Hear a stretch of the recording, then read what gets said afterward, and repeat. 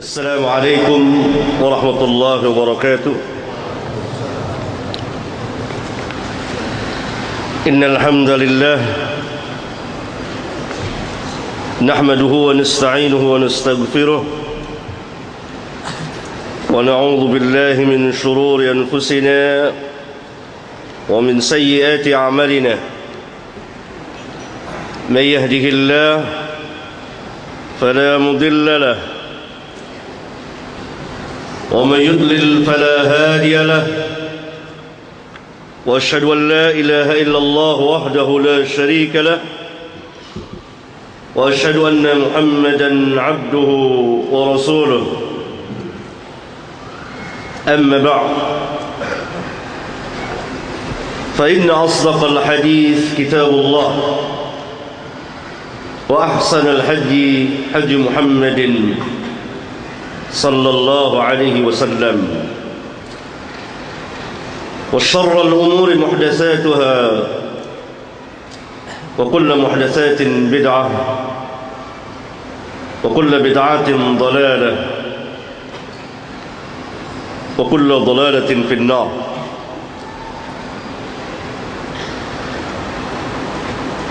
Ikhwan dan akhwat yang saya muliakan,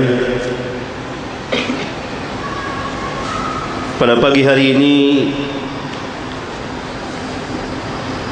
sedikit kita akan membahas permasalahan an-nikah.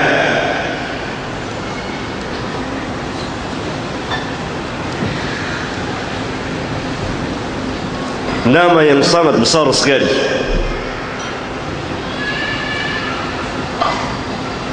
yang selalu disebut-sebut, diingat, dikenal, dinantikan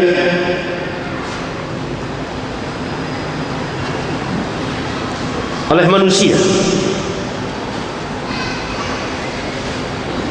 berjalan sesuai dengan fitrah yang ada pada manusia.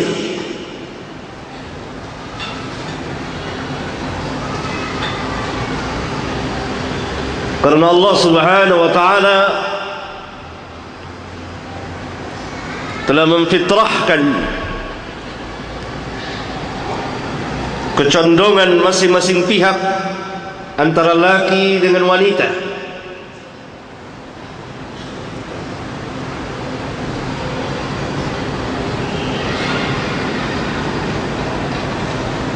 Oleh kerana itu,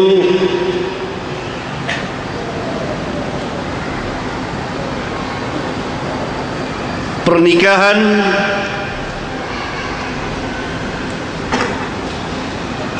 berlangsung terus-menerus sepanjang sejarah umat manusia.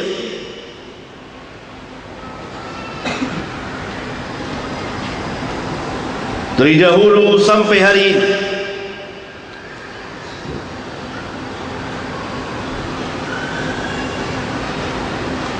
mereka melangsungkan pernikahan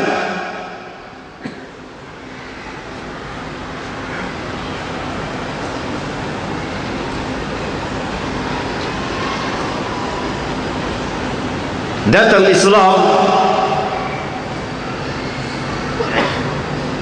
mengatur pernikahan dengan sebaik-baik aturan,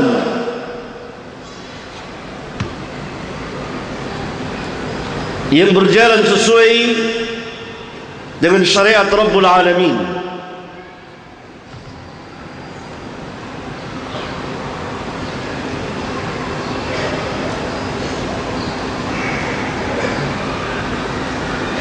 Tetapi Islam tetap mensahkan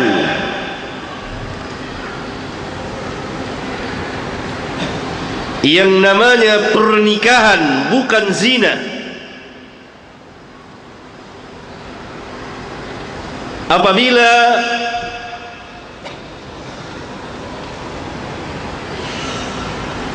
suami istri, orang di luar Islam, non muslim, masuk Islam,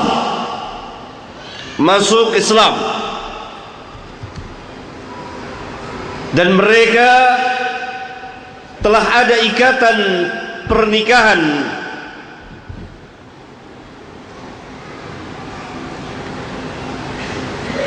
mereka masuk Islam bersama pernikahan mereka, perkawinan mereka yang sebelumnya tidak diulang lagi, tidak dibatalkan,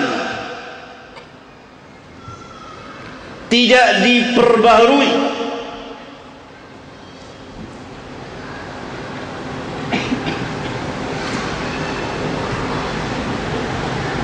Berdasarkan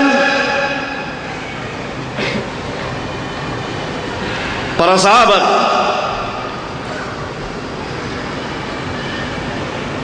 dan termasuk putri Rasulullah sallallahu alaihi wasallam yang nikah sebelum diutusnya, diangkatnya Rasulullah sallallahu alaihi wasallam jadi rasul.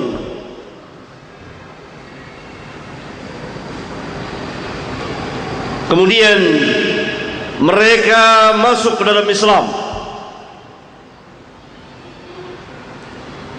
Putri Nabi sallallahu alaihi wasallam mengikuti ayahnya, beriman kepada ayahnya sebagai Nabi dan Rasul, menyusul suaminya. Maka Nabi sallallahu alaihi wasallam tidak memperbaharui pernikahannya, dianggap sah.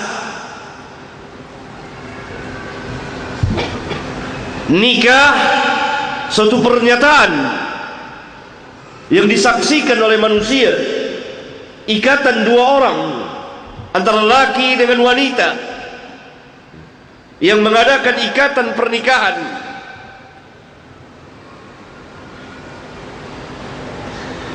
Sesuai dengan agama mereka ketika itu, cara-cara yang mereka anut, cara-cara yang mereka yakini. Tetapi mereka menganggap itu sebagai pernikahan,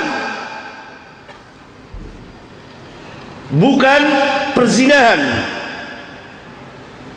Maka ketika mereka masuk ke dalam Islam, tidak diperbaharui lagi pernikahannya, disahkanlah pernikahannya itu.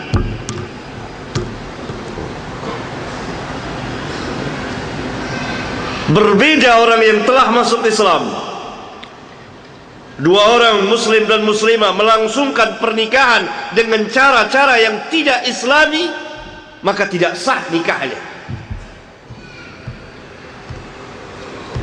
Karena Islam telah mengatur pernikahan sedemikian rupa dengan lengkap dan sempurna.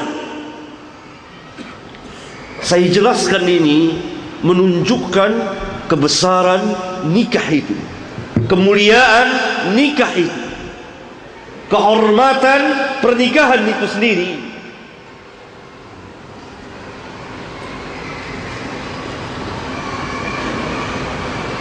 Sampai pernikahan orang di luar Islam yang kemudian masuk ke dalam Islam tetap diakui oleh Islam, karena mereka menamainya nikah. Mereka melaksanakan pernikahan, mereka melaksanakan perkawinan, walaupun itu sesuai dengan adat keyakinan agama yang ada pada agama mereka. Tapi mereka menamakannya pernikahan, bukan perzinahan. Dengan demikian terjadilah tafrik, pembeda yang sangat nyata dan mencolok sekali antara nikah dengan zina.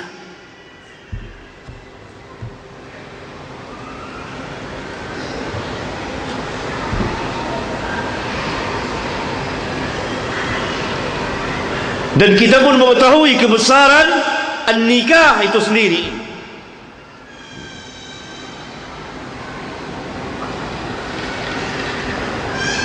Kitab ini saya tulis dalam rangka yang saya tulis dengan ringkas, yang memang untuk meringkas dan menyingkat perkataan ahli ilmu. tentang masalah pernikahan ini yang memang sangat didambakan khususnya oleh para syabab, para pemuda.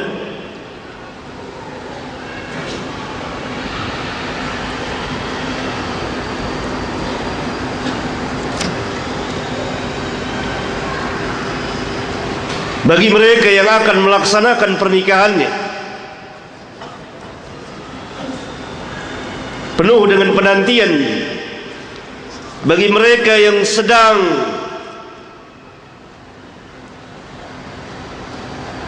menikmati pernikahannya, bagi mereka yang telah melangsungkan pernikahannya,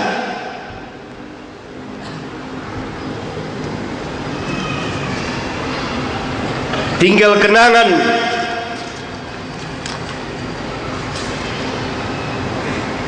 yang sangat indah.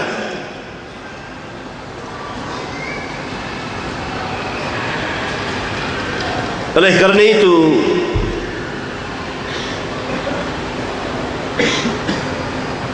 Utsman bin Affan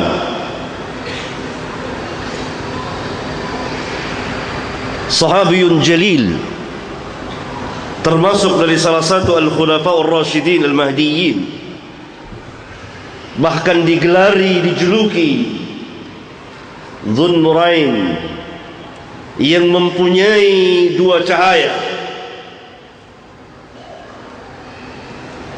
karena telah menikahi dua orang putri Nabi yang mulia sallallahu alaihi wasallam. Yang pertama kemudian wafat dan Nabi nikahkan lagi, dan Nabi sallallahu alaihi wasallam nikahkan lagi dengan putrinya yang lain, sehingga digelari dia orang yang mempunyai dua cahaya.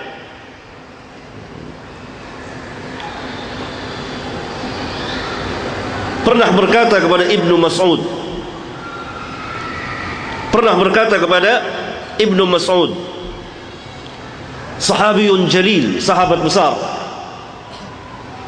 radhiyallahu anhuma, dan kedua-duanya Utsman dan Ibnu Mas'ud termasuk orang-orang yang Allah firmankan was-sabiquna as-sabiquna al-awwalun minal muhajirin, orang-orang yang pertama-tama, yang terdahulu dari kaum muhajirin.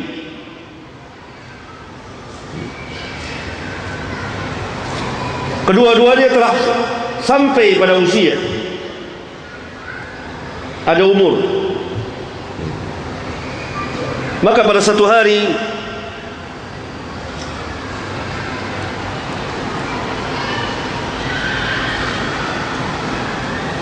Utsman berkata, lihat halaman 17 di kitab saya ini. Berkata Alqamah, seorang tabi'in, aku pernah bersama Abdullah bin Mas'ud, lalu Utsman bin Affan menjumpainya di Mina. Maka Utsman berkata kepada Abdullah bin Mas'ud, hai Abu Abdurrahman, sesungguhnya saya mempunyai keperluan kepadamu, saya berhajat kepadamu. Lalu keduanya menyendiri, dua orang sahabat besar ini. Maka Utsman berkata kepada Abdullah bin Mas'ud, hai Abu Abdurrahman, maukah engkau aku nikahkan dengan seorang gadis yang akan mengingatkanmu kepada masa yang lalu? Ibnu Mas'ud telah mencapai usia yang cukup, pernikahan telah berlalu puluhan tahun yang lalu, tinggallah kenangan masa-masa yang indah. Lihat bagaimana sahabat meyakini bahwa pernikahan itu sebuah masalah yang besar, masalah yang indah,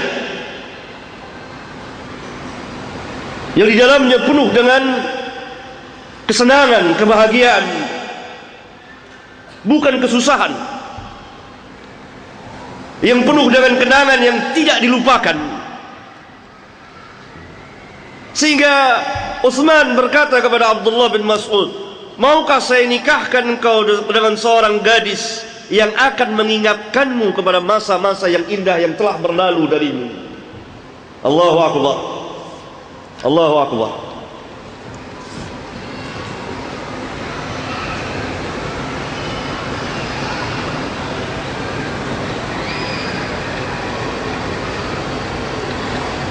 Jadi pernikahan sangat dimuliakan oleh para sahabat ridwanullah alaihim jami'an. Sangat indah sekali, penuh dengan kebahagiaan, bukan kesengsaraan, karena dia ikatan suci yang langsung diikat, ditentukan oleh Rabbul Alamin dan berjalan sesuai dengan sunnah Rasulullah sallallahu alaihi wasallam. Wahai Abu Abdurrahman, maukah engkau aku nikahkan dengan seorang gadis yang akan mengingatkanmu kepada masa yang lalu? yakni saat-saat atau masa-masa indah di dalam pernikahan ketika Abdullah bin Mas'ud menjadi pemuda. Masa-masa yang indah itu telah berlalu, karena sekarang Abdullah bin Mas'ud dan Utsman bin Affan telah mencapai usia yang tua.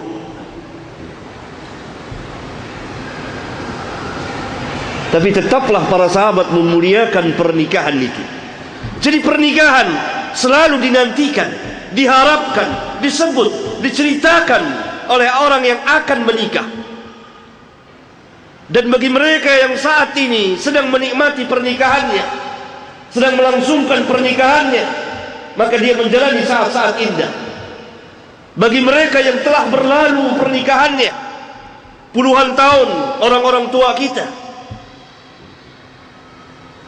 maka saat-saat itu tidak pernah mereka lupakan. Saat-saat yang sangat indah sekali. Ada kesenangan, ada kelucuan dan lain sebagainya, namun tidak dirasakan dan tinggal kenangan untuk sebagian manusia.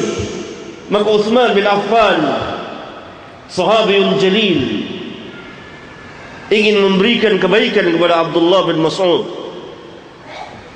Mau engkau kembali lagi? Karena saat itu menurut sebagian riwayat Utsman pun menikah di Mina itu. Maka dia datang panggil, saya punya hajat kepadamu. Maukah saya nikahkan engkau? Yang akan kembali lagi engkau kepada masa yang telah lalu. Jadi rumah tangga dalam Islam, pernikahan, kemudian membina rumah tangga dalam Islam, kesenangan demi kesenangan, kebahagiaan.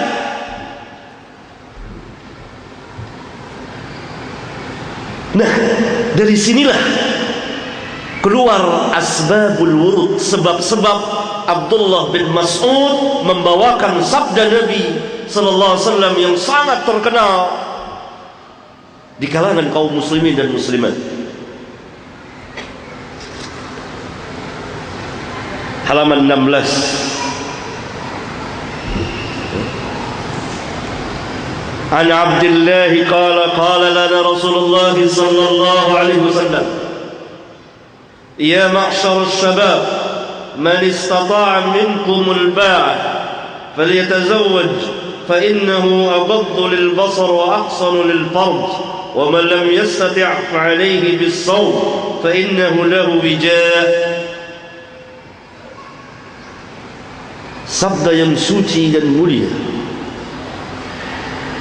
yang menyerukan kepada syabab, kepada para pemuda untuk segera falyatazawwaj. Barang siapa yang mempunyai kemampuan, barang siapa yang telah mampu, kemampuan yang ada sesuai dengan kebiasaan adatnya, secara nisbi tentunya, kurang bagi seseorang, cukup bagi yang lain, cukup bagi yang lain, kurang bagi yang lain lagi. dan begitulah seterusnya. Nisbi. Tidak ada ukuran yang pasti. Tetapi yang pasti adalah kewajiban memberi nafkah kepada istri, kepada keluarga.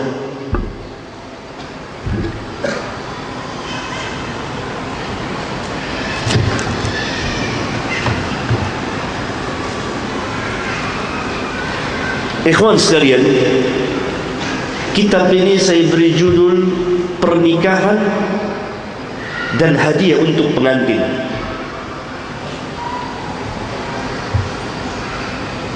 Para ulama mengatakan bahwa para penulis hendaklah memberikan judul kitabnya sesuai dengan isinya.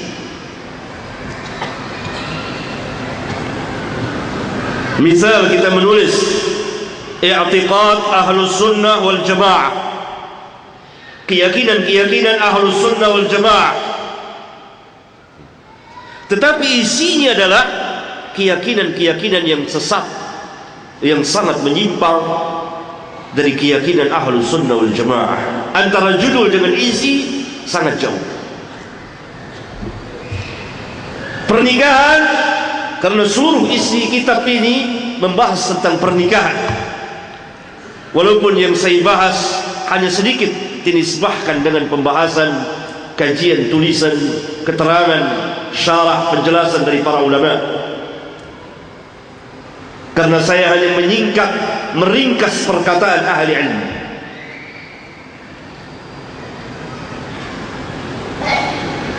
Setelah akad nikah, tentu keduanya menjadi pengantin, menjalani hari-hari di mana keduanya baru saja melaksanakan akad nikah. Maka di antara yang disukai adalah memberi hadiah kepada pengantin. Seolah-olah kitab ini merupakan pembahasan hadiah ilmiah dan amaliyah kepada mereka yang akan menjadi pengantin. Dan saya ambil judul yang kedua, hadiah untuk pengantin, dari hadis Rasulullah SAW, di mana para sahabat menghadiahkan sesuatu kepada Rasulullah SAW yang ketika itu menjadi pengantin bersama dengan Zainab radhiyallahu taala anha. Lihat halaman 298, pasal yang ke-48.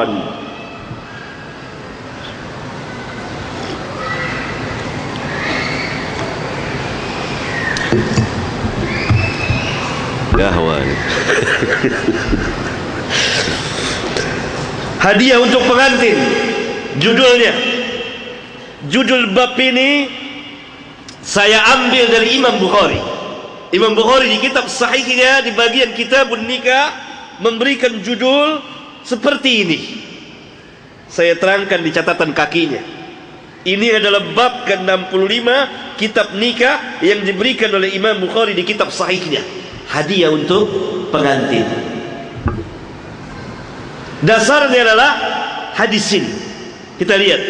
An Anas bin Malik qala kana an-nabiy sallallahu alaihi wasallam arusan bi Zainab faqalat li Sulaim law ahdayna li Rasulillah sallallahu alaihi wasallam hadiyatan. Dari Anas bin Malik, dia berkata, ketika Nabi sallallahu alaihi wasallam pengantinan, memasuki hari-hari setelah akad nikah dengan Zainab, maka ibuku Sulaim berkata kepadaku, kalau sekiranya kita memberikan hadiah kepada Rasulullah sallallahu alaihi wasallam dengan sebuah hadiah, maka kata Anas, saya menjawab, lakukanlah. Maka ibuku segera mengambil korma dan samin dan susu kering, mencampurnya menjadi satu, lalu dia membuat hais, makanan orang Arab, di dalam satu periuk besar. Kemudian dia meminta kepadaku untuk membawanya kepada beliau, maka saya pun segera membawanya kepada beliau. Maka beliau bersabda kepadaku, letakkanlah di sini. Hadiah bagi pengantin, dan telah berlangsung sejak zaman Rasulullah sallallahu alaihi wasallam, berupa apa saja. Maka kitab ini semoga menjadi hadiah bagi mereka yang menjadi pengantin. Ikhwan dan akhwat yang saya muliakan, kitab ini saya susun menjadi 5 bab. Setiap bab terdiri dari beberapa pasal. Oleh karena itu membacanya harus berurutan, tertib, sehingga mudah dipahami. Karena saya tulis kitab ini agak lama, dan saya pilih kata-kata agar kaum muslimin dan muslimat dapat memahaminya dengan mudah. Paling tidak sebagiannya atau sebagian besarnya.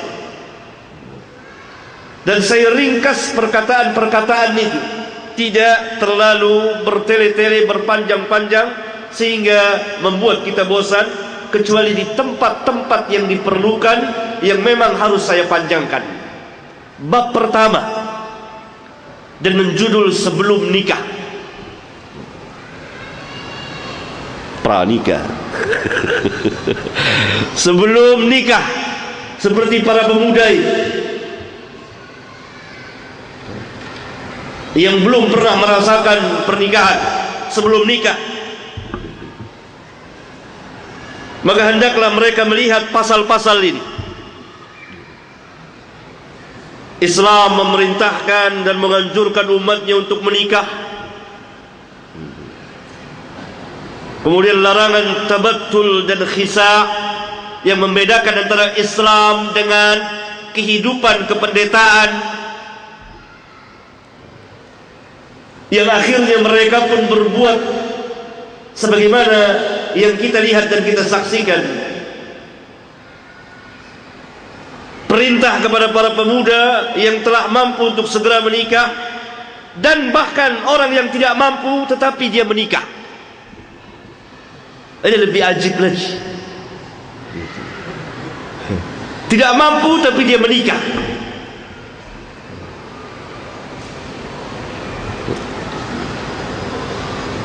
Jumlah wanita yang dinikahi berapa dalam Islam? Terangkan. Kemudian pasal disukai memperbanyak istri. Kemudian wanita-wanita yang haram dinikahi. Kemudian telah dihalalkan laki-laki muslim menikahi wanita ahli kitab, dan telah diharamkan menikahkan wanita muslimah dengan laki-laki non-muslim secara umum dan mutlak kepada laki-laki ahli kitab dan seluruh laki-laki musyrik. Di sini saya panjangkan pembahasannya, karena salah satu firqah sesat dalam Islam, bahkan sebagian ulama telah mengeluarkan dari 73 di dalam umat ini, yaitu Rafidah Syiah, mengharamkan kaum muslimin menikahi ahlul kitab, yang menyalahi madhab ahlus sunnah wal jamaah. Bukan sebuah anjuran untuk menikahi ahlul kitab, tidak, tapi hukum harus dijelaskan. Apa yang Allah halalkan harus dikatakan halal, apa yang Allah haramkan harus dikatakan haram. Tidaklah seorang muslim itu dianjurkan untuk menikahi perempuan-perempuan ahlul kitab, tidak. Apalagi masyarakat kita yang tinggal di Indonesia ini, masyarakat kaum muslimin, di mana muslimahnya lebih banyak dari kaum musliminnya. Tidak patut tentunya kita mencari wanita ahlul kitab. Kemudian beberapa pernikahan yang fasid, yang terlarang. Kemudian bagaimana memilih pasangan. Kemudian apa yang dimaksud dengan sekufu, persamaan di dalam pernikahan yang hanya ada pada ketaatan beragama dan akhlak. Kemudian disukai menikahi gadis perawan, kecuali kalau ada sebab atau maslahat yang membuat dia menikahi janda. Dibahas. Kemudian disyariatkan yang nazar ketika akan meminang, baik sebelum meminang maupun setelah meminang, nazar. Dan apa saja yang dimaksud dengan nazar, saya menjelaskannya. dan seterusnya dari pasal-pasal bab yang pertama. Kemudian bab yang kedua, ketika akad nikah, terjadinya akad nikah, apa-apa saja dan bagaimana akad nikah itu, dan adanya khutbah nikah. Apa hukum khutbah nikah itu yang sebagian kaum muslimin bersikap melampaui batas sehingga menganggap itu suatu perbuatan yang wajib, khutbah nikah itu, padahal bukan sesuatu yang wajib. Oleh karena itu saya berikan pasal hukum khutbah nikah tidak wajib. Kemudian yang ketiga, setelah akad maka ada walimah dan jadilah keduanya sebagai pengantin. Maka bab yang ketiga menjelaskan tentang walimah dan pengantin.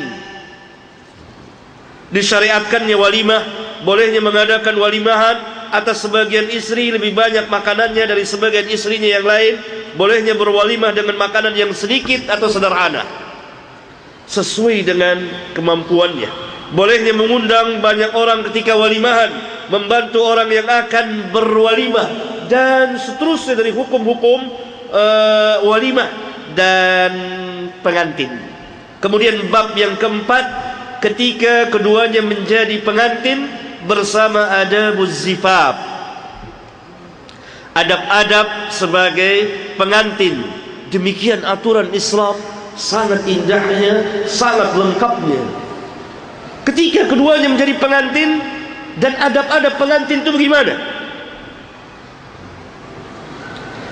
Di antaranya apa yang dilakukan dan diucapkan pengantin laki kepada pengantin perempuan ketika keduanya bertemu.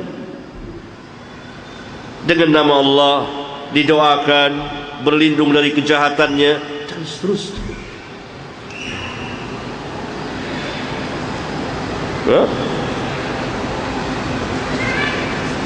Bab yang keempat ini. Kemudian bab yang kelima, selesai masa pengantinan, maka keduanya telah menjadi suami istri, hidup sebagai suami istri. Ketika keduanya menjadi suami istri, maka ada beberapa pasal, 3 buah pasal saya jelaskan. Yang pertama,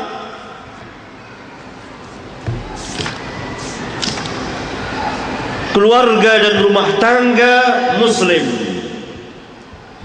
Keluarga dan rumah tangga muslim, perkawinan yang merupakan ikatan suci dan mulia di antara laki-laki dan wanita sehingga keduanya menjadi suami istri.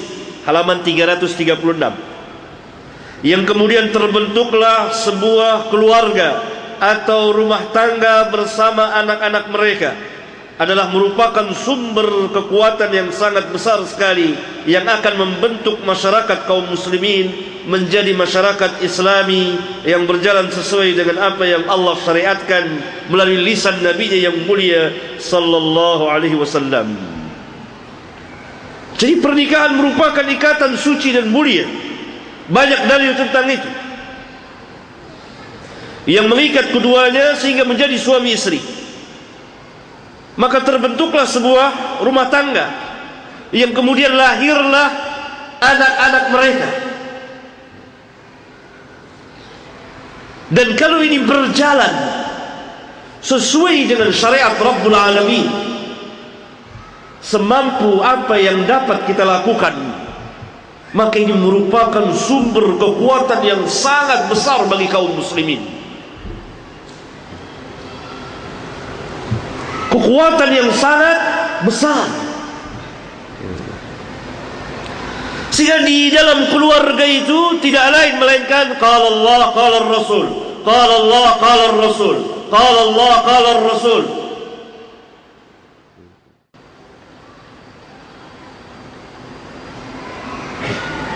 Dari suami, dari istri kepada anak-anak mereka dan seterusnya. Kalau setiap keluarga muslim seperti itu, ada berapa juta keluarga muslim, maka itu merupakan kekuatan yang sangat besar. Islam menjelaskan masalah suami istri bersama anak-anak kedua dengan sangat luas sekali dan terperinci. Hal ini dapat kita ketahui dari Alkitab dan Sunnah, dari para ahli ilmu sebagai pewaris para nabi dan rasul. Di antaranya adalah, pertama, Islam menjadikan ikatan suami istri agar keduanya dapat tinggal dengan tenang dan tentram. Ayatnya telah sama kita hafal. Wa min ayatihi an khalaqa lakum min anfusikum azwajan litaskunu ilaiha wa ja'ala bainakum mawaddatan wa rahmah inna fi dhalika laayatin liqaumin yatafakkarun. Yang kedua, Islam menjadikan suami sebagai pemimpin umum dan tertinggi yang memimpin keluarganya, yaitu istri dan anak-anaknya. Suami bertanggung jawab penuh di dalam kepemimpinannya itu, sedangkan istri sebagai pemimpin di rumah tangga suaminya dan anak-anak suaminya. Keduanya nanti pada hari kiamat akan ditanya oleh Allah tentang kepemimpinan mereka, sebagaimana telah disabdakan oleh Rasulullah SAW, kullukum ra'in wa mas'ulun an ra'iyatihi. Setiap kamu pemimpin dan akan ditanya tentang kepemimpinannya masing-masing. Yang ketiga, sebuah keluarga akan memperoleh kebahagiaan dan kesenangan dunia dan akhirat, insyaallah taala, apabila mereka telah memenuhi beberapa persyaratan. Di antaranya yang terpenting adalah, pertama, masing-masing dari suami istri sebagai hamba yang memenuhi hak Allah dengan sebenar-benarnya. Kalau salah satu dari keduanya tidak memenuhi hak Allah, maka terjadilah kegoncangan dan kerusakan yang sangat dahsyat di rumah tangga itu. Karena yang satu taat, yang satu durhaka.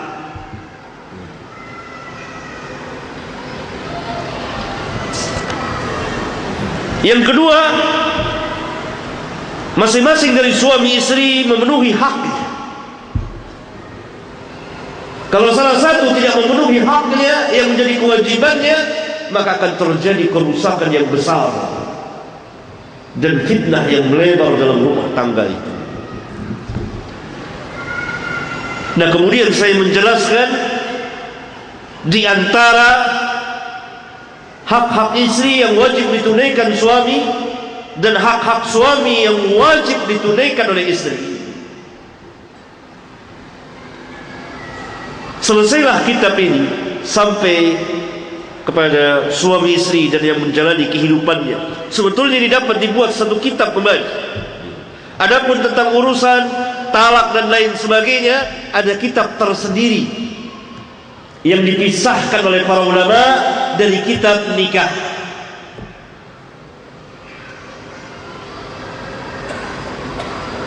Ikhwan dan akhwat yang saya muliakan,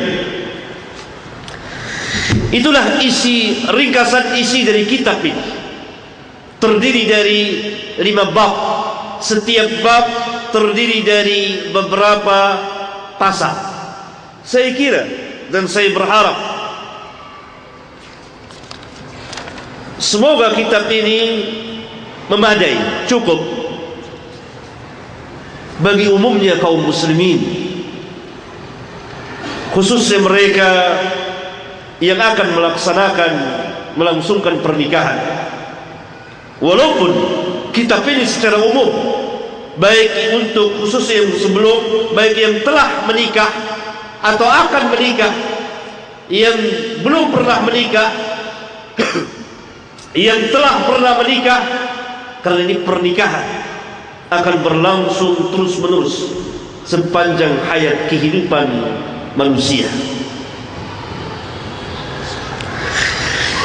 Walaupun para pemuda tentunya yang hadir di sini insyaallah taala sangat berhajat tentang hukum-hukum pernikahan, mereka harus mengetahuinya, mereka harus memahaminya, dan mereka harus bertanya kepada ahli ilmu. Karena pernikahan bukan main-main. Pernikahan adalah kesungguhan.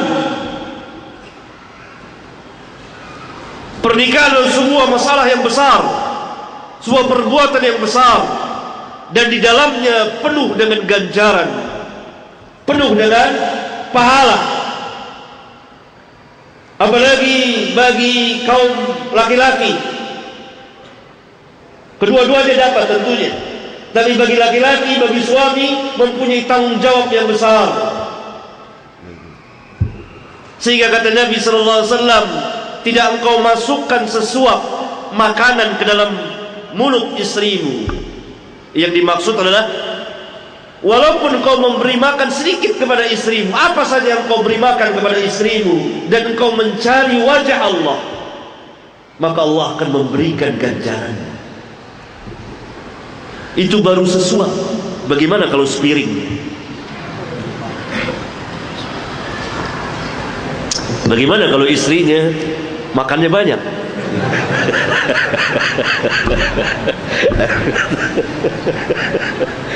Penuh dengan ganjaran, tetapi dengan syarat mencari wajah Allah, tidak merasa beban,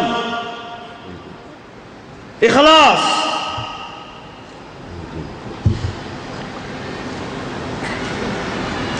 Bahkan Nabi SAW mengatakan, wa fi bud'i ahadikum, dan dalam hubungan kamu, di antara keduanya, hubungan suami istri, ada ajrun, ganjaran,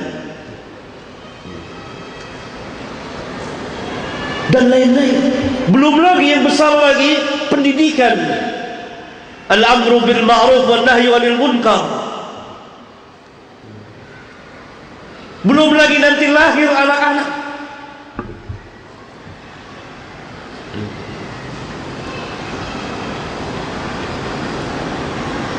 Demikian juga istri, sebagai pemimpin di rumah tangga suaminya, yang melayani suaminya, yang berkhidmat kepada suaminya, melayani anak-anak suaminya. Dikatakan anak-anak suami karena nasab bersandar kepada suami. Wal mar'atu ra'iyatun fi baiti zawjiha wa waladihi.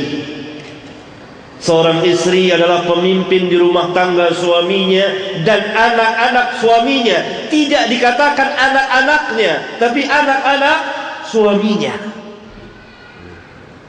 Karena suami pemimpin rumah tangga, nasab disandarkan kepada suami, pendidikan disandarkan kepada suami.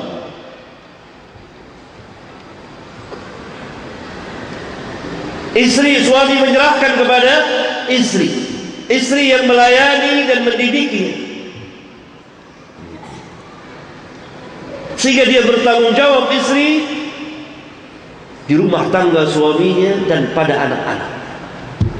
Dan kalau ini dijalani, maka ganjarannya besar sekali.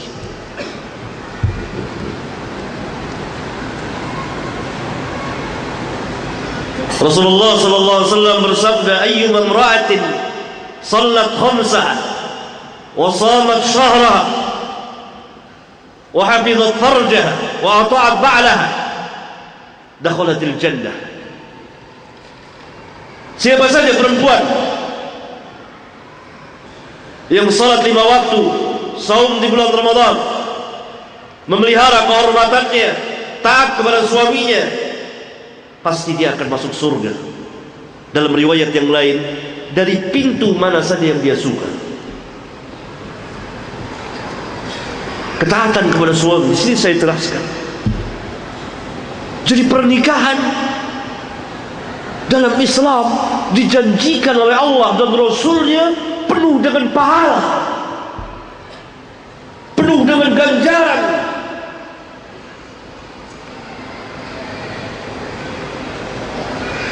Sehingga pemuda-pemuda yang hadir saat ini,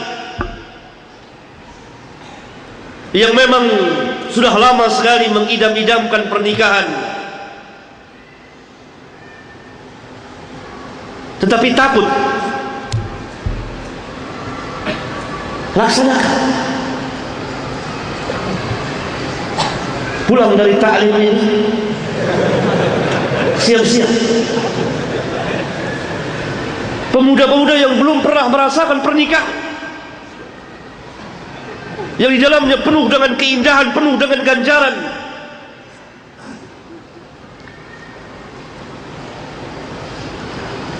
Karena itu saya dengar-dengar sebelum ini, Ustaz nih bakal banyak yang hadir pemuda-pemuda ini. Dan saya lihat memang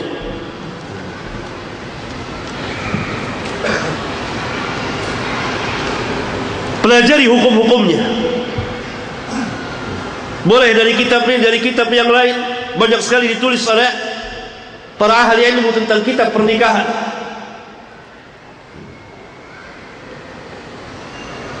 Sehingga Nabi SAW langsung mengatakan, ya ma'syar syabab, wahai para pemuda. Bab yang pertama, pasal yang pertama, Islam telah memerintahkan Islam telah memerintahkan dan menggembarkan umatnya untuk menikah. Dari firman Allah tabaraka wa taala, wa ankihul ayama minkum was-salihin min ibadikum wa imaikum iyakunu fuqara yughnihimullahu min fadlihi wallahu wasi'un alim. Dan nikahkanlah orang-orang yang sendirian, yang belum menikah di antara kamu, dan orang-orang yang saleh dari hamba-hamba sahaya kamu, yang laki-laki, dan hamba-hamba sahaya kamu yang perempuan. Dan jika mereka miskin, niscaya Allah akan memberikan kemampuan kepada mereka dari sebagian karunia-Nya. Dan Allah maha luas pemberiannya lagi maha mengetahui. Perintah Allah, wa ankihul ayama minkum, dan nikahkanlah orang-orang yang sendirian, yang belum menikah. Nikahkan, baik dia bujang, gadis, janda, duda, sendirian. Wa ankihul ayama minkum. Ayat yang kedua, fankihu ma taba lakum minan nisa'i mathna wa thulatha wa ruba'. Nikahi yang kamu suka dari wanita-wanita yang mana saja. Fankihu ma taba lakum minan nisa'. Nikahi yang kamu suka dari wanita-wanita. Wanita yang mana saja yang kamu suka. Sehingga karena itu Islam tidak membolehkan pernikahan dipaksa menikah dengan orang yang dia tidak suka. Seorang wanita tidak menyukai laki-laki, dipaksa oleh ayahnya, maka pernikahannya dapat dibatalkan. Demikian juga laki-laki ini tidak suka dengan wanita yang dikehendaki oleh orang tuanya, dipaksa. Akhirnya terjadi keretakan dan kerusakan dalam rumah tangga. Karena itu Rabbuna mengatakan, fankihu ma taba lakum, yang kamu suka. Yang kamu tidak suka ya jangan. Masna, 2, 3 atau 4. Fa in khiftum alla ta'dilu fawahidatan aw ma malakat aymanukum dzalika adna alla ta'ulu. Maka jika kamu khawatir tidak sanggup berlaku adil di antara istri-istri kamu, maka nikahilah hamba sahaya kamu. Maka cukup 1 atau kamu memiliki hamba sahaya. Maka jika kamu tidak khawatir atau takut tidak bisa berlaku adil di antara 2, 3, 4 orang istrimu, maka cukup 1 atau hamba sahaya kamu. Yang demikian lebih dekat agar kamu tidak berlaku aniaya. Kemudian hadis-hadis Rasulullah sallallahu alaihi wasallam di antaranya yang menarik adalah halaman 19. An Aisyah qalat qala Rasulullah sallallahu alaihi wasallam, an-nikahu min sunnati wa man lam ya'mal bi sunnati falaysa minni wa tazawwaju fa inni mukathirun bikumul umam wa man kana dha tawlin falyankih wa man lam yajid fa alayhi bis-siyam fa inna as-sawma lahu wija. Dari Aisyah dia berkata, Rasulullah sallallahu alaihi wasallam bersabda, nikah adalah termasuk dari sunnahku. Nikah merupakan sunnahku, yaitu perjalanan kehidupanku, perjalanan al-anbiya wal mursalin. Barang siapa yang tidak mengamalkan sunnahku, maka dia bukan dariku, dari orang yang mengikuti sunnahku. Siapa yang membenci pernikahan, siapa yang lari dari pernikahan, maka dia telah menyimpang dari sunnah Nabi yang mulia sallallahu alaihi wasallam. Orang yang tidak nikah tanpa sebab yang dibenarkan dan dia benci dengan pernikahan, maka dia telah menyimpang dari sunnah Rasulullah sallallahu alaihi wasallam. Nikahlah, karena sesungguhnya aku akan berbangga dengan banyaknya kamu di hadapan umat-umat. Nikah, karena dengan nikah akan melahirkan anak. Maka Nabi SAW berbangga di hadapan para nabi, di hadapan umat-umat nanti pada hari kiamat, karena umatnya begitu banyak. Maka nikah dan mempunyai anak memenuhi keinginan Nabi yang mulia sallallahu alaihi wasallam. Berarti kita telah memenuhi harapan Nabi yang mulia sallallahu alaihi wasallam.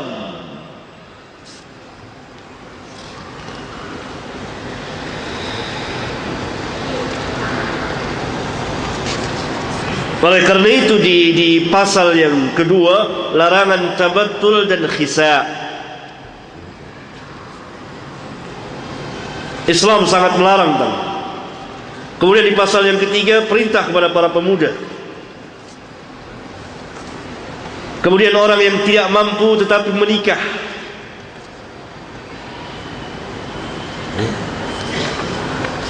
Saat itu dia tidak mampu, karena ketidakmampuan seseorang relatif. Oleh karena itu pasal yang keempat dengan judul orang yang tidak mampu tetapi menikah sangat menarik sekali, dan disyarahkan, dijelaskan oleh sebagian ulama.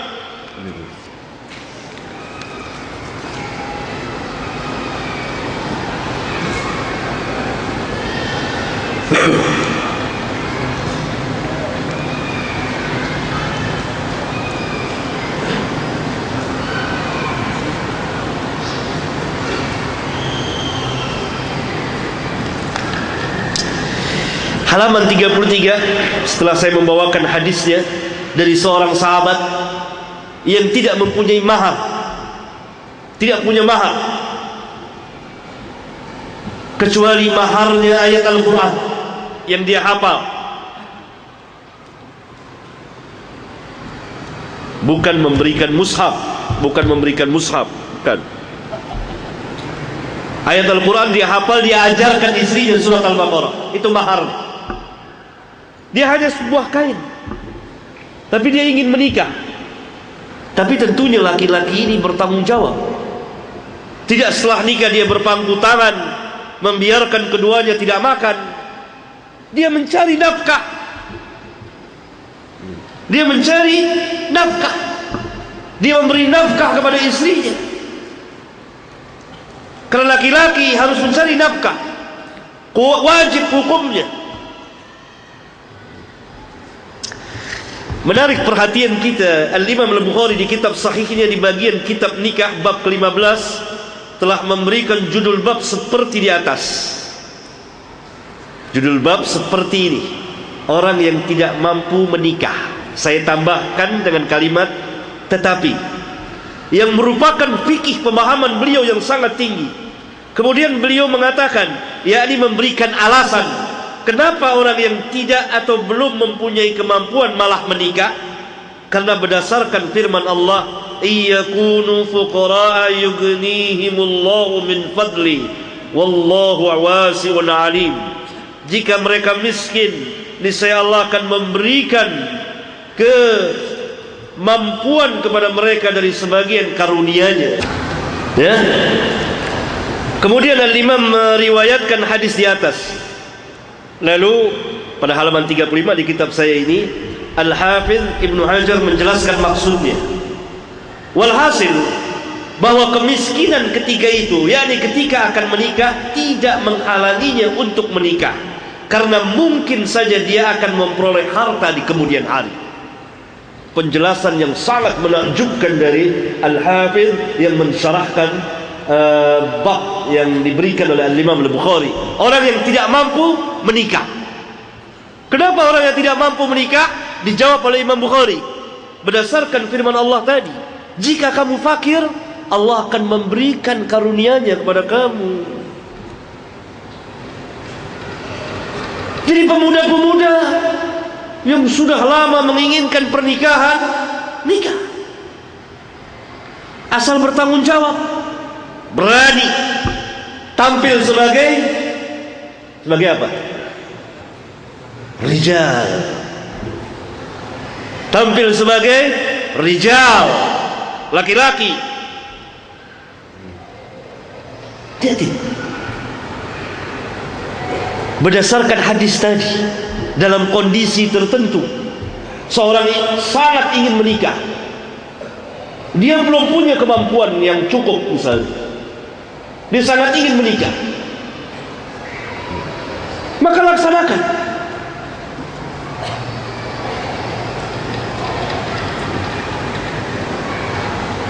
Ini keterangan dari Al-Imam Al-Bukhari dan disambut oleh Al-Hafidh bin Hajar. Kenapa? Walhasil bahwa kemiskinan ketika itu, perhatikan baik-baik, bahwa kemiskinan ketika itu, yakni ketika akan menikah, tidak menghalanginya untuk menikah. Kenapa?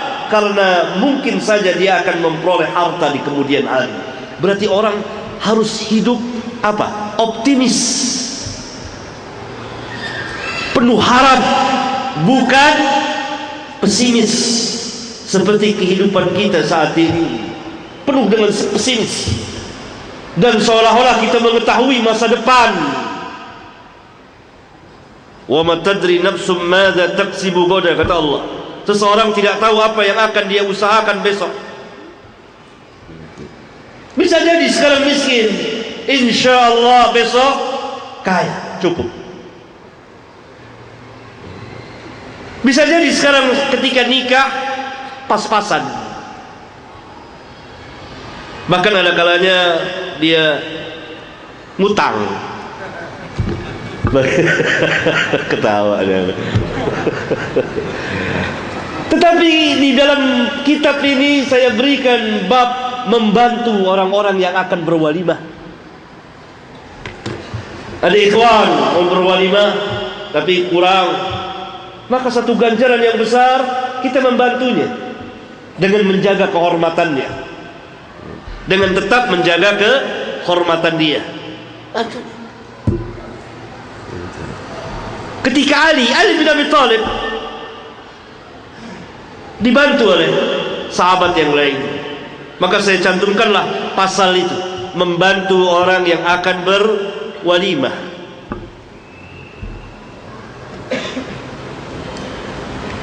Jadi sangat besar sekali perkataan Al-Hafidh yang menunjukkan jiwa yang besar, karena orang muslim yang jiwanya besar. Sekarang kita hidup di kehidupan, masuknya kehidupan orang-orang kufar. Ini belum ada, nanti bagaimana, nanti ini, nanti ila akhirih. Dari hal-hal materi,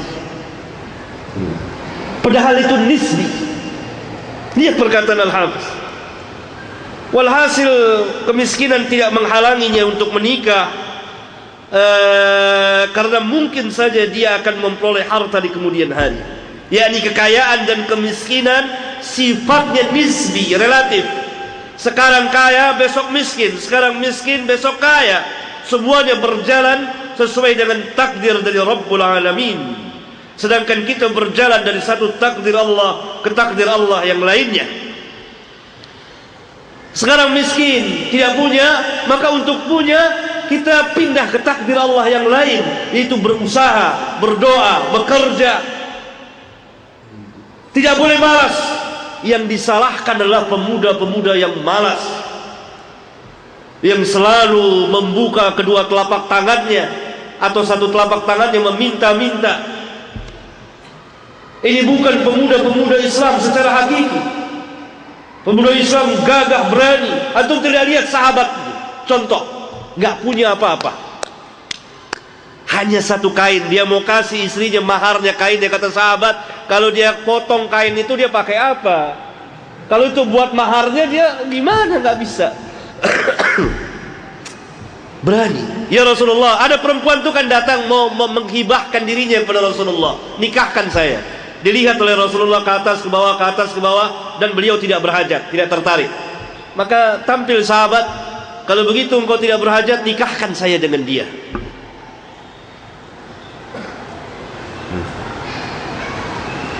Pulang ke rumahmu, cari apa mahar. Balik lagi, nggak ada. Pulang lagi, hatta sebuah cincin besi, hatta cincin besi nggak punya. Hatta cincin besi nggak punya. Yang ada ini kain saya. Kata sahabat yang ada di situ, kalau kain itu diberikan kepada perempuan itu, dia pakai apa? Kalau tidak diberikan, perempuan ini apa maharnya? Bingung. Semua terdiam. Diam. Perempuan itu diam, laki itu diam, Nabi diam, sahabat diam. Ini nggak punya apa-apa. Bingung. Sudah berulang kali ke rumahnya, nggak ada apa-apa di rumahnya. Hatta sebuah cincin besi nggak ada. Dia modal apa? Keberanian. Tapi berani yang terarah, berani yang bertanggung jawab. Karena dia tahu syariat Islam. Begitu saya nikah, dia jadi istri saya, tanggung jawab saya. Saya harus memberi makan kepadanya, mencari nafkah. Lalu dia mau pergi, Pak. Engkau hafal ayat ini, hafal di luar kepala, di luar kepala. Saya nikahkan engkau dengan mahar yang ada padamu. Nikahnya. Hanya maharnya hafalan ayat Quran. Allahu Akbar. Allahu Akbar. Kisah yang sangat menarik sekali. Yang dari hadis itu tahu para ulama mengeluarkan hukum sampai ratusan. Dari hadis itu, kisah itu, keluarlah sejumlah hukum sampai 100 hukum lebih. Salah satunya adalah dibawakan bab oleh Imam Bukhari, orang yang tidak mampu menikah. Disyarahkan oleh Al-Hafiz, nisbi kekayaan dan kemiskinan itu. Sekarang miskin, sekarang nggak mampu. Ketika dia nikah tidak mampu, maka di kemudian hari kemungkinan dia menjadi kaya. Tapi kekayaan kan tidak datang begitu saja. Orang harus bekerja, dan ini tidak perlu lagi diterangkan, karena berjalan sesuai dengan kodrat yang ada, yang Allah tetapkan, tentukan, syariatkan pada laki-laki. Yang terlarang adalah pemuda-pemuda yang malas, yang menadahkan tangannya, mengandalkan kedua orang tuanya. Walhal dia mampu bekerja, orang tua boleh saja membantu, boleh saja menginfakkan hartanya, menikahkan anaknya dan seterusnya. Apalagi kalau anaknya itu miskin, orang tuanya kaya, maka dia memberikan nafkah kepada anaknya selama anaknya itu belum mampu berdiri dan bekerja dengan penghasilan yang baik. Maka dia infakkan hartanya kepada anaknya yang telah berkeluarga itu, dia akan memperoleh ganjaran yang sangat besar sekali. Jadi permasalahannya satu, mau atau tidak, bertanggung jawab atau tidak, malas atau tidak.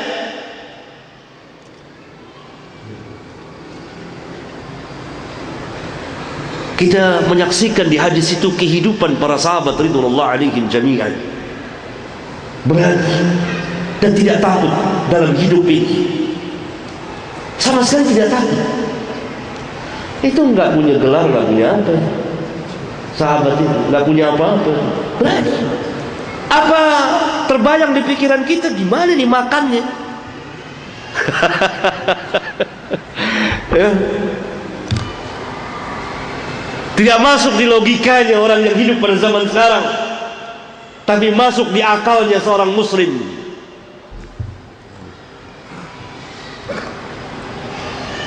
Karena siapa yang memberikan rezeki? Siapa? Allah. Jawaban kita, Allah yang memberikan rezeki. Kita tinggal meminta kepada Allah. Ud'uni astajib lakum. Mintalah kepadaku, pasti akan aku ijabahkan. Kemudian kita menjalani sebab-sebab syar'iyyah yang Allah telah tentukan. Fantashiru fil ard, bertebaranlah kamu di muka bumi. Laki-laki bertebaran di muka bumi mencari nafkah. Ar-rijalu qawwamuna 'ala an-nisa' bima faddala Allah ba'dahum 'ala ba'd wa bima anfaqu min amwalihim. Laki-laki adalah pemimpin atas kaum wanita disebabkan Allah telah melebihkan sebagiannya dari sebagian yang lain. Allah telah melebihkan laki-laki dari kaum wanita, dan disebabkan laki-laki memberi nafkah kepada kaum wanita, suami memberi nafkah kepada istrinya. Maka seringkali saya melihat laki-laki yang malas padahal dia mampu, apalagi meminta-minta kepada manusia. Di tengah-tengah jalan melihat orang-orang yang gagah, yang masih kuat, dia menadahkan tangan kepada manusia. Pemuda-pemuda yang malas, yang di rumah, yang tidak bertebaran di muka bumi, mencari nafkah, memohon rezeki kepada Allah Taala. Ini bukan laki-laki, bukan rijal. Maka tidak barokah. Kita mencari sebab apa yang kita mampu, kemudian tawakal, berserah diri kepada Allah dengan penyerahan diri secara mutlak dalam segala keadaan, dan menjalani sebab-sebabnya.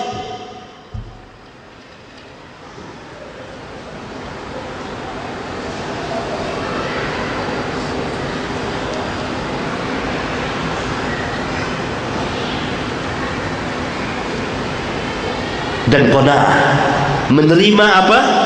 Ajal, nikmat, lapar. Qad aflaha man aslama, kata Nabi SAW. Sungguh beruntung orang Islam, rezekinya cukup, qanaah, menerima apa adanya. Ini penjelasan yang sangat menarik. Saya terangkan ini karena begitu banyak pertanyaan, begitu banyak keluhan. Pemuda-pemuda lari dari pernikahan karena dihantui begitu banyak permasalahan, sehingga kalau ditimbang-timbang, diukur-ukur, maka sepanjang hayatnya dia tidak akan pernah menikah. Dan ini merupakan musibah yang sangat besar pada diri orang itu, pada masyarakat kaum muslimin secara umum.